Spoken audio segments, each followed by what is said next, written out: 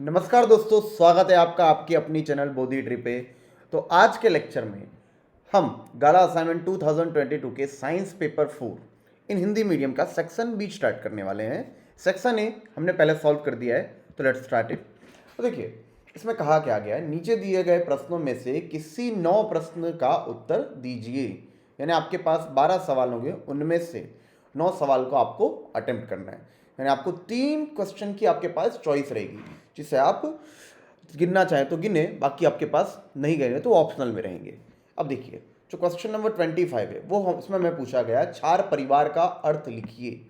Sodium लवण, chloride लवण और मैग्नीशियम लवण के 2 उदाहरण दीजिए। तो पहले तो ये बात समझिए, एसिड एसिड किसे कहते हैं? एसिड होता है जिसमें नेगेटिव आयन के साथ हाइड्रोजन आयन जुड़ जाए। अगर नेगेटिव आयन के साथ हाइड्रोजन आयन जुड़ जाए तो वो एसिड बन जाता है। और वही तरह अगर नेगेटिव आयन के साथ अगर धातु का आयन जुड़ जाए, अगर नेगेटिव आयन के साथ धातु का आयन जुड़ जाए, जैसे Na+ Mg+2, तो हम कहेंगे कि ये क्या बन गया है? लवण। अब देखिए क्षार परिवार के बारे में हमसे पूछा गया है, तो देखिए उसके बारे में कहा गया है एक समान धनात्मक या ऋणात्मक आयनों वाले क्षार को क्षार परिवार कहा जाता है। एक समान धनात्मक यानी जैसे देखिए सोडियम, ये रहा, इधर भी सोडियम है और इधर भी सोडियम। अब देखिए नेगेटिव आयन NaCl, अब देखिए सोडियम क्लोराइड, ये रहा NaCl, और सोडियम सल्फेट यानी NaSO4 Na2SO4। इसमें संयोजकता के हिसाब से होता है, SO4 की जो संयोजकता है -2, तो ये होगा Na2SO4। अब देखिए इसमें आयन देखिए कौन सा है पॉजिटिव आयन, सोडियम, और इसमें भी सोडियम, तो ये सोडियम का क्षारीय परिवार है। अब देखिए जैसे ऋण आयन देखिए, तो अगर हम इसमें हमने धन आयन के हिसाब से हमने क्षार परिवार देखा। अब दूसरे में देखिए क्लोराइड का क्षारीय परिवार, यानी जिसमें क्लोरीन जुड़ा है नेगेटिव आयन के तौर पे, NaCl यानी सोडियम क्लोराइड यानी नमक, और KCl यानी पोटेशियम क्लोराइड। फिर देखिए मैग्नीशियम का क्षारीय परिवार के उदाहरण MgCl2 यानी मैग्नीशियम क्लोराइड और MgSO4 यानी मैग्नीशियम सल्फेट।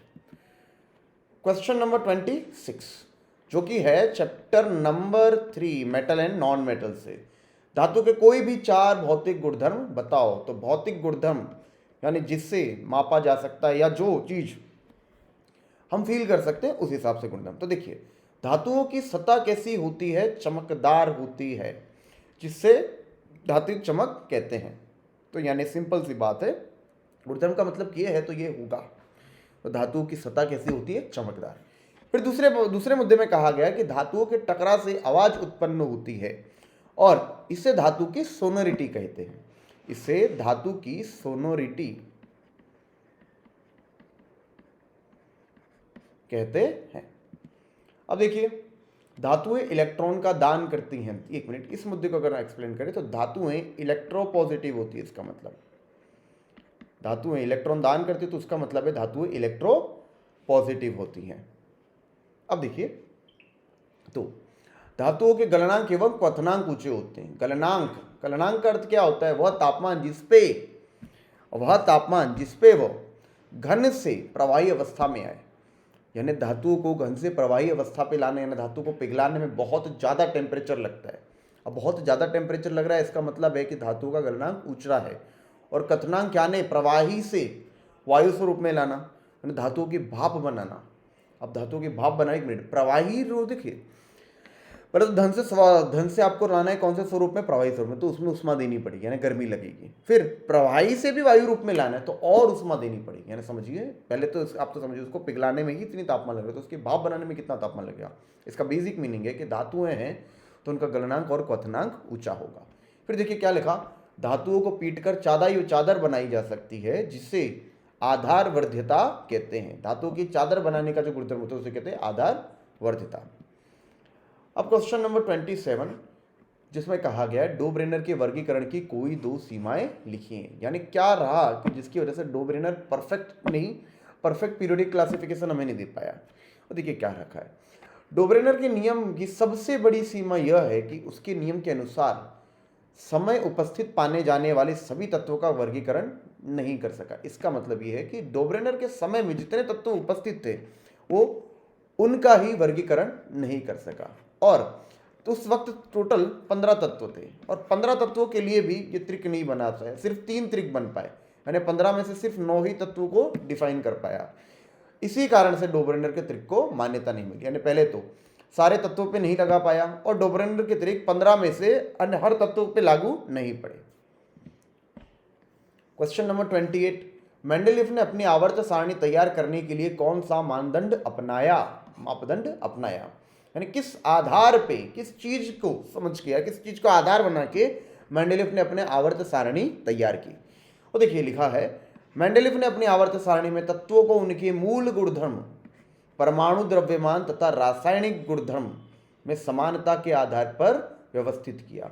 यानी भाई सेम फैमिली यानी सेम कॉलम में आएंगे वो एलिमेंट जिनकी केमिकल रिएक्टिविटी सेम रो में आएंगे, जिनका वेट जो सेम कौन से सेम फिजिकल क्वालिटी होगी। इस हिसाब से उसने कुछ सोचा होगा।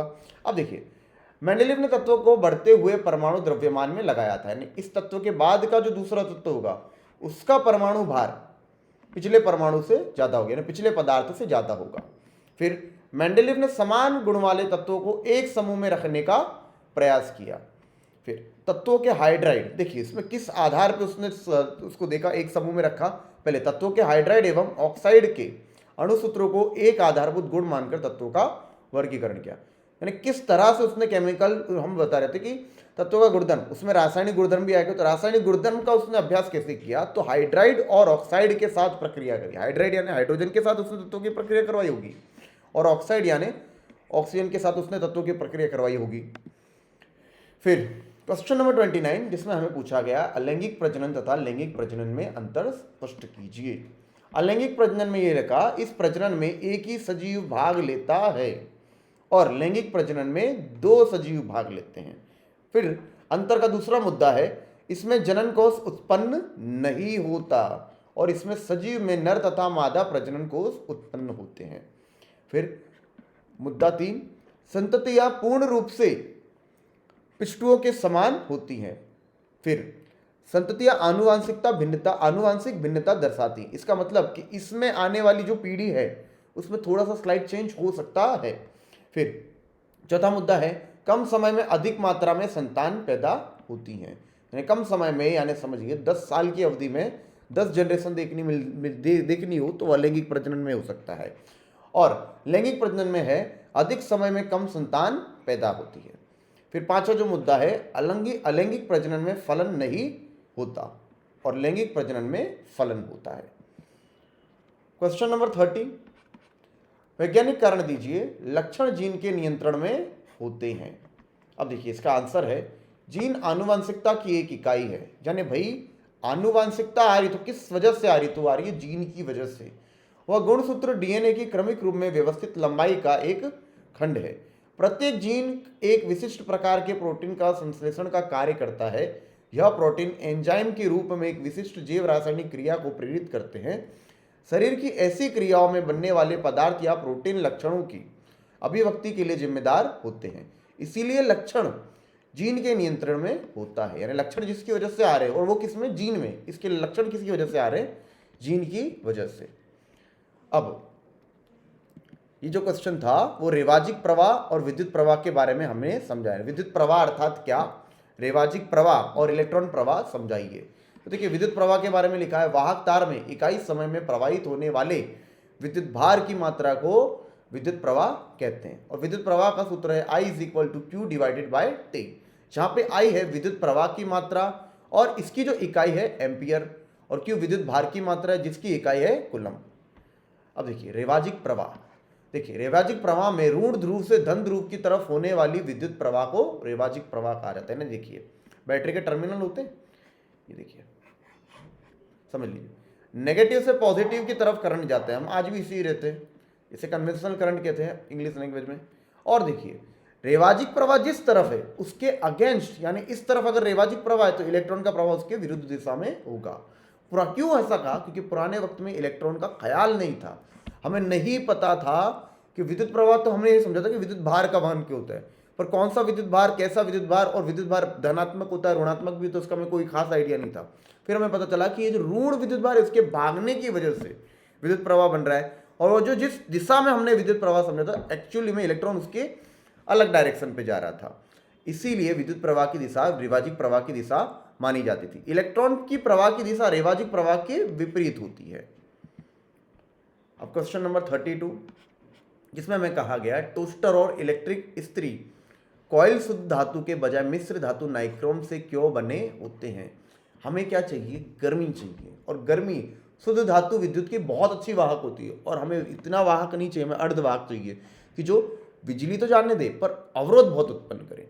अब देखिए क्या लिखा, मिश्र धातुओं की प्रतिरोधकता तथा गलनांक शुद्ध धातुओं से अधिक होते हैं। प्रतिरोधकता, इसका मतलब इनका अवरोध धातुओं से थोड़ा ज्यादा होगा या धातुओं से ज्यादा होगा, यही कारण है। और गलनांक, गलनांक यानी बहुत ज्यादा तापमान होगा तब भी ये पिघलेंगे नहीं, तो इसका मतलब हो गया मिश्र धातु की प्रतिरोधकता और गलनांक शुद्ध धातु से अधिक होते हैं। यही कारण है कि मिश्र धातुएं अधिक मात्रा में ऊष्मा का उत्पादन करती हैं और विद्युत तापन युक्तियों जैसे टोस्टर तथा विद्युत इस्त्री में इनका उपयोग किया जाता है। अब देखिए क्वेश्चन नंबर 33, जिसमें हमें पूछा गया दो चुंबकीय क्षेत्र रेखाएं एक दूसरे को प्रतिच्छेद क्यों नहीं करती। देखिए चुंबकीय क्षेत्र रेखाओं के बारे में बात करूं तो ये रहा मैग्नेट का नॉर्थ पोल, ये south pole. Outside of the magnet north से साउथ, इनसाइड साउथ से नॉर्थ। फिर ये देखिए ये दूसरी क्षेत्र रेखा और ये लूप बना रही है यानी पूरी की पूरे संपूर्ण ढंग से एक पूरा चक्र बना रही है। ये देखिए ये पहली रेखा, ये दूसरी रेखा, मैंने इस तरह से ड्रॉ किया। मैं कभी भी कुछ भी कर लूँ इस तरह से ड्रॉ नहीं कर सकता, और अगर मैं इस तरह से ड्रॉ करूंगा तो क्या प्रॉब्लम हो जाएगी देखिए, क्योंकि देखिए ये क्या है, विद्युत क्षेत्र की दिशा में विद्युत किस तरफ, विद्युत वो चुंबकीय क्षेत्र किस तरफ बल लगा रहा है। अब देखिए इस तरफ भी बल लग रहा है, इस तरफ भी, अगर देखो ये दूसरे को प्रतिचित करती तो इस तरफ भी बल लग रहा है, इस तरफ भी बल लग रहा है। और अगर एक ही वक्त पे एक ही बिंदु पे दो जगह बल लग रहा है तो जिस साधन से मैं ये दिक् सूचक का उपयोग करता, जिस साधन से मैं विद्युत क्षेत्र के बारे में जान सकता, वो थोड़ा सा अपनी जगह से टिल्ट होता, कुछ इस तरह से होता, और जबकि वो टिल्ट नहीं होता, वो एक अनुसंधान में यानी एक जगह पे फिक्स रहता है, किसी एक बिंदु पे रखो। तो यदि दो चुंबकीय क्षेत्र रेखाएं एक दूसरे को प्रतिच्छेद करें तो इसका अर्थ हुआ कि प्रतिच्छेदित बिंदु पर चुंबकीय क्षेत्र की दो दिशाएं हैं, परंतु यह संभव नहीं है। दो दिशाएं कैसे होंगी, क्योंकि चुंबकीय सुई सदा एक ही दिशा की ओर संकेत करती है। अब क्वेश्चन नंबर 34, परितंत्र में विघटनकर्ताओं की भूमिका की व्याख्या कीजिए। परितंत्र में अपमार्जकों का कार्य है कि वह जंतु या पौधों के मूर्त शरीर को विघटित करके सरल पदार्थ में बदलते हैं। ये मृत कार्बनिक पदार्थ का अपघटन कर निम्न भूमिका निभाते हैं। पहले तो देखिए, यह पृथ्वी की सतह को साफ करते हैं तथा नई पीढ़ी के लिए स्थान उपलब्ध कराते हैं। सिंपल सी मीनिंग है कि अगर एक बॉडी है जो डेड हो गई, खत्म हो गई, अगर वो डेड बॉडी वहीं पड़ी रही और वो नॉन बायोडिग्रेडेबल तौर पे रही, तो समझिए इस वक्त पृथ्वी पे जितने इंसान हैं उससे ज़्यादा इंसान जन्म ले चुके हैं। अगर उनकी डेड बॉडी आज भी होती तो आप समझ सकते कितनी तकलीफ होती। फिर देखिए, ये जटिल कार्बनिक पदार्थों को सरल कार्बनिक पदार्थों में बदलते हैं जो भू रासायनिक चक्र में शामिल हो जाते तथा पौधों द्वारा पुनः उपयोग में लिए जाते हैं, यानी खाद बन के उपयोग, खाद के रूप में भी काम आ जाते हैं। फिर क्वेश्चन नंबर 35, जिसमें हमें बात करनी है ओजोन लेयर की। ओजोन ऑक्सीजन का ही एक अपर रूप है। देखिए ऑक्सीजन का जो परमाणु सूत्र है वो O2 है और ओजोन का है O3। ओजोन ऑक्सीजन का ही एक अपर रूप है। इसका एक अणु ऑक्सीजन के 3 परमाणुओं से बना होता है। इसका अणुसूत्र O3 है। वायुमंडल में इसका आवरण स्ट्रेटोस्फीयर में लगभग 16 किलोमीटर ऊंचाई पर होता है। जो सूर्य से आने वाली, देखिए इसका इंपॉर्टेंस क्या है, ये क्या करता है, सूर्य से आने वाली पारवैंगलिक किरणों से पृथ्वी पर आने से रोकता है। और पारवैंगलिक किरणें पृथ्वी पर आने से रोकती है। पारवैंगलिक किरण को बोलते हैं इंग्लिश में यूवी रेस, सामान्य भाषा में। पारवैंगलिक किरणें अत्यंत हानिकारक होती है हम लोगों के लिए। अब देखिए, ओजोन परितंत्र को निम्नलिखित आधारों पर प्रभावित करता है। तापमान में परिवर्तन के कारण धरती पर वर्षा में कमी आती है। ओजोन लेयर में अगर ओजोन लेयर में डेंट आ जाए या ओजोन लेयर थोड़ा खत्म हो तो क्या क्या हो सकता है, जलीय जीवों तथा पदार्थों पर प्रभाव पड़ता है। हाँ, मानव प्रतिरोधक क्षमता में कमी आती तथा त्वचा का कैंसर होता है। फिर पॉइंट नंबर 4, पारिस्थितिकी असंतुलन पैदा होता है, इकोलॉजिकल इम्बैलेंस। इसका मतलब इकोलॉजिकल बैलेंस होता है। अगर वो चीज टूटती है तो भी बहुत सारी चीजें बिगड़ जाती हैं, सूक्ष्म जीवों की मृत्यु होती है। फिर क्वेश्चन नंबर 36, वातावरण में कार्बन डाइऑक्साइड को नियंत्रित करने के 4 मुद्दे लिखिए। यानी कि वातावरण में जो कार्बन डाइऑक्साइड है वो कम हो या नियंत्रित में रहे, हम इतना ज़्यादा ना करें, क्योंकि वो एक ग्रीन हाउस गैस है और ग्रीन हाउस असर अगर हो जाएगी तो क्लाइमेट चेंज आ जाएगा, और क्लाइमेट चेंज अच्छी चीज़ नहीं है। वातावरण में कार्बन डाइऑक्साइड को नियंत्रित करने के लिए निम्न उपाय हैं। अश्मिगत ईंधन का उपयोग करने वाले वाहनों का उपयोग कम करना चाहिए। फिर बिजली का व्यावहारिक उपयोग करना चाहिए। घर में अन्य ईंधन स्रोत की जगह एलपीजी का उपयोग करना चाहिए, यानी अगर हम चूल्हा जला रहे हैं उसकी जगह एलपीजी का उपयोग करें। ग्लोबल वार्मिंग हो ऐसी चीज़ें कम करनी चाहिए और ऊर्जा के स्रोत का संयम पूर्वक उपयोग करना चाहिए। अब क्वेश्चन नंबर 37, जिसमें हमें कहा गया है आप हमारे पर्यावरण और प्राकृतिक संसाधन के संरक्षण में कैसे योगदान दे सकते हैं। देखिए इसका जवाब है भिन्न प्राकृतिक उत्पादों की खपत को निम्न प्रकार से कम किया जा सकता है। कम क्यों करना है, हम खत्म क्यों नहीं करते, कई चीज़ें नहीं कर सकते हम। अच्छा, जैसे पेट्रोल खत्म होने वाली चीज़ है तो कल क्या हम गाड़ी चलाना छोड़ देंगे? नहीं, क्योंकि अगर हम गाड़ी चढ़ाना छोड़ देंगे तो बहुत बेसिक सी मीनिंग है कि हमारा पूरा का पूरा अर्थतंत्र रुक जाएगा, जो और घातक सिद्ध हो सकता है। तो हमें चीज़ों का संयम पूर्वक उपयोग करना चाहिए। आवश्यकता हो तभी विद्युत बल्ब या पंखे का उपयोग करें, पहला मुद्दा। फिर सामान्य बल्बों की जगह एलईडी बल्बों का उपयोग कीजिए। क्यों? क्योंकि एलईडी बल्ब की एफिशिएंसी सबसे ज़्यादा होती है और उसके साथ साथ ये सस्ता भी होता है, हमें लॉन्ग टर्म पे ये सस्ता पड़ता है। फिर 3R के नियम का पालन कीजिए, रीयूज, रिफ्यूज एंड रिसाइकल। फिर फोर्थ, हमें आहार को व्यर्थ नहीं करना चाहिए।